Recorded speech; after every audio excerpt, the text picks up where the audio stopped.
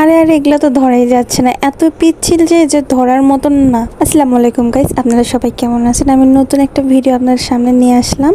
ভিডিওটা এইটাই যে এই কাঁঠালের বিচি কিন্তু অনেক পিচ্ছিল হয়। এই পিচ্ছিল বিচিগুলো কিন্তু ধরতে কিন্তু একদমই যায় না পানির ভিতরে। সো আমি পানি দিয়ে এই কাঁঠালের বিচিগুলো ধরার চেষ্টা করব, যে দেখি কতগুলো কাঁঠালের বিচি হাতে আমি নিতে পারি।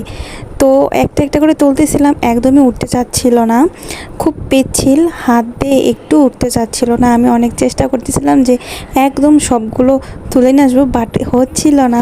তবে হ্যাঁ, আপনারাও বাসায় ট্রাই করতে পারেন। তবে কাঁঠালের বিচি অল্প নিলে হবে না, 10 থেকে 15টা বিচি নেবেন, দেখবেন আপনারা হাতেই উঠাতে পারতেছেন না। আমি 100% শিওর আপনারা কেউ পারবেন না। চ্যালেঞ্জটা একবার নিয়েই দেখেন।